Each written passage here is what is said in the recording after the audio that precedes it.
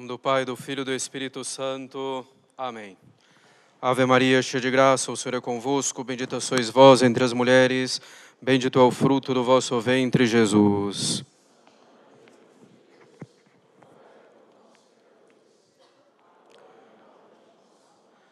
Podem sentar-se. Nosso Senhor Jesus Cristo fundou uma só igreja. Tu és Pedro, e sobre esta pedra edificarei a minha igreja. Ele a fundou de forma que a pudéssemos reconhecer. Ele a fundou sobre Pedro, que é a pedra desse edifício divino humano. A pedra é o fundamento de uma edificação. É a autoridade que dá o fundamento em uma sociedade. Assim, Pedro é o fundamento visível da igreja, sendo Cristo o fundamento invisível. A chave sobre os ombros representa o poder sobre uma cidade. São Pedro tem as chaves do reino dos céus, ele tem o poder na igreja de Cristo.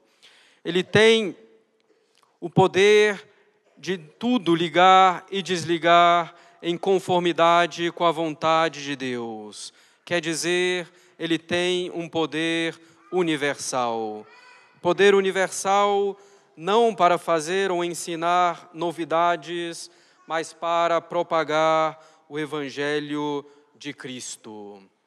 Por disposição da providência, caros católicos, foi em Roma que São Pedro estabeleceu a sua sé apostólica e foi nessa cidade que conheceu o martírio.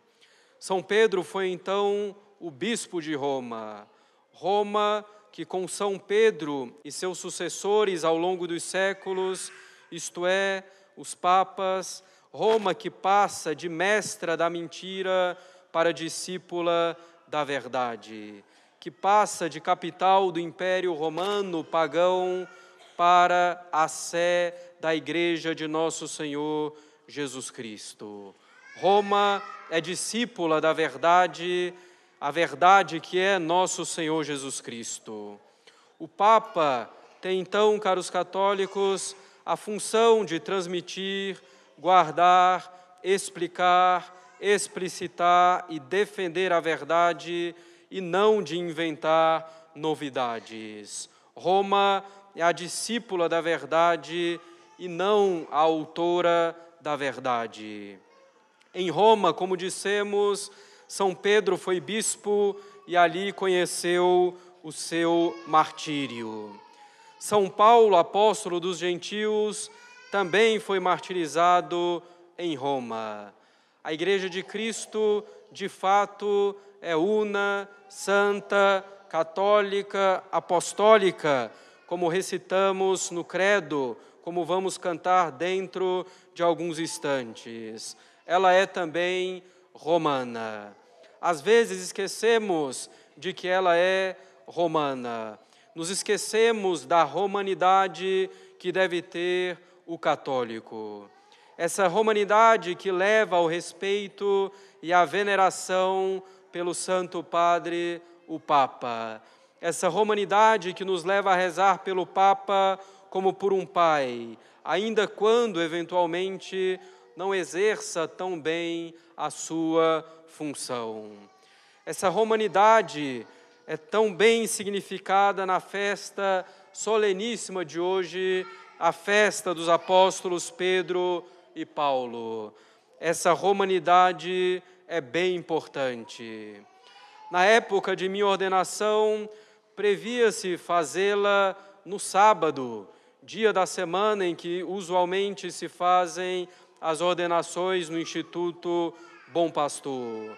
O sábado seria no dia 30 de junho, comemoração de São Paulo. Pedi então pessoalmente para que fosse no dia 29 de junho, festa de São Pedro e São Paulo, justamente para que ficasse clara essa romanidade, essa ligação com a sé de Pedro com Roma. Nós vivemos, sem dúvida, caros católicos, uma época de paixão da Igreja. E podemos comparar a paixão da Igreja à paixão de nosso Senhor Jesus Cristo.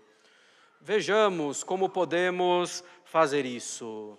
Nosso Senhor tem duas naturezas, a humana e a divina, unidas na pessoa do Verbo. Muitos se escandalizaram com a paixão de Cristo e até hoje se escandalizam. Alguns dizem, esse que sofre, que morre na cruz, não é Deus. Os apóstolos se escandalizaram e abandonaram nosso Senhor, excetuando São João. Na história, temos o exemplo da heresia ariana que nega a divindade de Cristo. Outros, diante da paixão, negaram a humanidade de Cristo, afirmando que o sofrimento era meramente aparente. Na história, temos o exemplo do erro herético do docetismo. Tanto a negação da divindade de Cristo, quanto a negação de sua humanidade, destroem a redenção. Se Cristo não é Deus, suas ações não têm um valor infinito para reparar pelos nossos pecados, que são ofensas infinitas feitas a Deus. Se Cristo não é homem, ele não é então a cabeça do gênero humano, não repara em nosso nome. Negar a divindade de Cristo ou negar a sua humanidade são duas maneiras opostas de destruir a obra da redenção. Cristo é verdadeiramente Deus e verdadeiramente homem. Sofreu em sua humanidade, permanecendo Deus. A Igreja, por sua vez, caros católicos, é humana e divina. Ela é humana em seus membros, de qualquer posição hierárquica que sejam. Membros que podem falhar, mesmo seriamente, e que podem pecar. A Igreja é divina em seu magistério infalível, nos seus sacramentos, na sua origem, na sua alma, que é o Espírito Santo.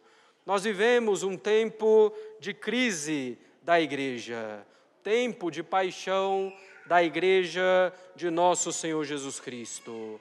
Como Salvador, como ocorreu com o Salvador, muitos se escandalizam diante dessa paixão da Igreja. Alguns dizem que ela não é divina, que não é a Igreja de Cristo, que não há mais um Papa. Arrumam uma solução, portanto, pior que o problema. Uma solução que leva ao absurdo, o que prova a falsidade do raciocínio. Negar que o Papa seja o Papa é uma solução que vai contra as promessas de nosso Senhor Jesus Cristo. Promessas de que as portas do inferno não prevalecerão. Com essa solução, teríamos uma igreja sem o seu fundamento, sem o poder das chaves, há mais de 40, 50 anos. Seria forçoso dizer que as portas do inferno prevaleceram e que a igreja não é então divina, como aqueles que negaram a divindade de Cristo ao vê-lo no Calvário. Outros se escandalizam dizendo que na igreja não há problema algum na sua parte humana e afirmando que não há crise alguma na igreja, mas apenas uma aparência de crise por fatores externos à igreja. Fazem como aqueles que negavam a humanidade de Cristo, dizendo que o seu sofrimento era puramente real e não era puramente aparente e não real. Devemos então responder como aqueles que permaneceram fiéis no Calvário e depois do Calvário. A igreja sofre pela sua parte humana, mas ela é divina, permanecendo tal como foi instituída por Cristo, transmitindo fielmente a sua doutrina em seu magistério infalível. Devemos exercer a romanidade, amando profundamente o Santo Padre, mostrando respeito por ele, rezando por ele. De pouco adianta irar-se contra o Santo Padre, falar mal dele ou criticá-lo de modo imprudente. Muitos se deixam levar pela ira, reclamando de tudo nas autoridades, mas não cumprem a própria parte.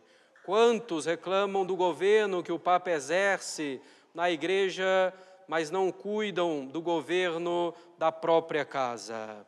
Fazendo assim, não cooperam para que o reino de Deus cresça.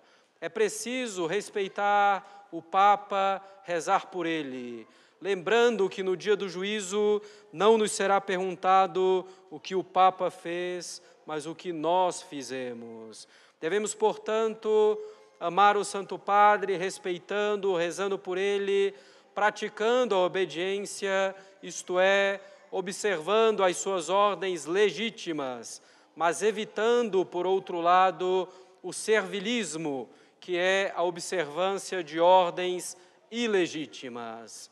Apesar de eventuais dificuldades, caros católicos, levando em consideração essas distinções que fizemos, devemos dizer: viva o Papa! Devemos clamar: viva o Papa! Não porque é tal ou tal Papa com suas ideias particulares, mas porque é o sucessor de São Pedro, porque é o vigário de Cristo aqui na terra, o bispo de Roma. A Igreja de Cristo é católica, apostólica e romana. Em nome do Pai, do Filho e do Espírito Santo.